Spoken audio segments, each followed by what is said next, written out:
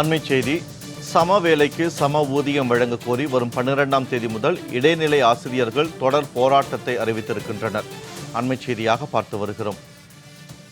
கூடுதல் தகவல்களை தருவதற்காக செய்தியாளர் செல்வசூரியன் இணைப்பில் இருக்கிறார். வணக்கம் செல்வசூரியன். இடைநிலை ஆசிரியர்கள் போராட்டத்தை அறிவித்திருக்கின்றனர். இந்த போராட்டத்தில் அவர்கள் முன்வைக்கக்கூடிய கோரிக்கைகள் என்னவாக இருக்கின்றது? கூடுதல் விவரங்களை பதிவு செய்யுங்கள்.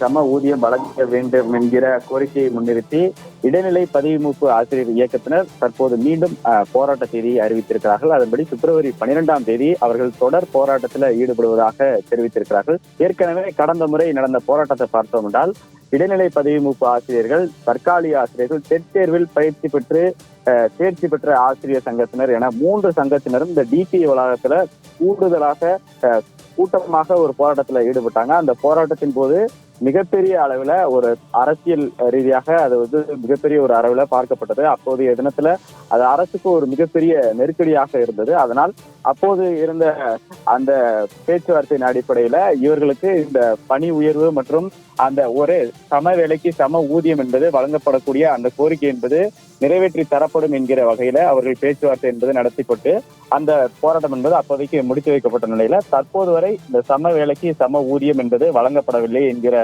ஒரு குற்றச்சாட்டு இருந்து வரக்கூடிய சூழல்ல தற்போது மீண்டும் அந்த போராட்டத்தை அறிவித்திருக்கிறார்கள் இடைநிலை பதவி மூப்பு ஆசிரியர் இயக்கத்தினர். குறிப்பாக இவர்களின் கோரிக்கை என்னவாக இருக்கிறது என்று பார்த்தோம் என்றால் 1/6/2009 அந்த தேதிக்கு முன்னால் வேலையில சேர்ந்தவர்களுக்கும் அந்த தேதிக்கு பின்னால் வேலையில சேர்ந்தவருக்கும் கிட்டத்தட்ட ஒரு 3000 ரூபாய் என்பது இந்த ஊதிய முரண்பாடு என்பது இருக்கிறது. அந்த முரண்பாடின் காரணமாக சம வேலைக்கு சம ஊதியம் பெற முடியாத ஒரு சூழல்ல 20,000க்கும் மேற்பட்ட இடைநிலை பதவி மூப்பு ஆசிரியர்கள் இருக்கிறார்கள்.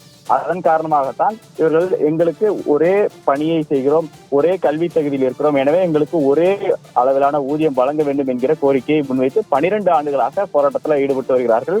திமுக ஆட்சி அமைத்து கிட்டத்தட்ட ஒரு 2.5 ஆண்டு காலமாக ஆன ஒரு சூழல்ல ஏற்கனவே தேர்தல் அறிக்கையிலையும் பல இடங்களிலும் திமுக இந்த கோரிக்கையை நிறைவேற்றி தருவதாக கூறியிருக்கிறார்கள். அதனை முன்வைத்து தான் இவர்கள் இந்த போராட்டத்துல தொடர்ச்சியாக ஈடுபட்டு வருகிறார்கள். கடந்த முறை நடந்த போராட்டம் என்பது கிட்டத்தட்ட ஒரு 10 நாளைக்கு தொடர்ந்து நடைபெற்ற நிலையில பேச்சுவார்த்தையின் அடிப்படையில முடித்து வைக்கப்பட்டது. இந்த முறை மீண்டும் அவர்கள் போராட்டத்தை பிப்ரவரி 12ஆம் தேதி அறிவித்திருக்கிறார்கள். இது அரசுக்கு மீண்டும் ஒரு நெருக்கடியை கொடுக்கக்கூடிய ஒரு சூழல் தான் இருக்கும். இவர்களின் கோரிக்கையின் காரணமாக அரசு சார்பில் இயங்கக்கூடிய பள்ளிகளில் இயங்கக்கூடிய அந்த செயல்பாடுகள் என்பது கடுமையாக பாதிக்கப்படுவதற்கான வாய்ப்பு என்பது இருக்கிறது. அதே போல இந்த இடைநிலை பதிவு ஆசிரியர்களின் எண்ணிக்கை என்பது ஒரு மிகப்பெரிய அளவில் இருக்கிறது. தமிழகத்துல இவர்கள் எண்ணிக்கை என்பது ஒரு 20,000 என்கிற அளவில் இருப்பதன் காரணமாக அந்த டிபிஏ வளாகத்துல போராட்டத்தில் ஈடுபட்டால் அது ஒரு மிகப்பெரிய ஒரு அரசியல் நெருக்கடியை திமுகவினருக்கு கொடுக்கும். அதே போல டிபிஏ வளாகத்துல போராட்டத்துல ஈடுபடக்கூடாது என்கிற ஒரு விதி என்பது புதிதாக கொண்டு வரப்பட்டிருக்கிறது. கடந்த முறை இவர்கள் போராட்டத்தில் ஈடுபட்டது ஒரு மிகப்பெரிய ஒரு சிக்கலான நிலையில இந்த புதிய விதி என்பது கொண்டு வரப்பட்டிருக்கிறது. இதனால் இவர்கள் எங்கே போராட போறாங்க, இந்த போராட்டம் எந்த மாதிரியான ஒரு அழுத்தத்தை அரசு கொடுக்க போகிறது என்பது ஒரு மிகப்பெரிய கேள்விக்குறியாக இருக்கிறது. உங்களுடைய கூடுதல் விவரங்களுக்கு நன்றி செல்வசூரியன்.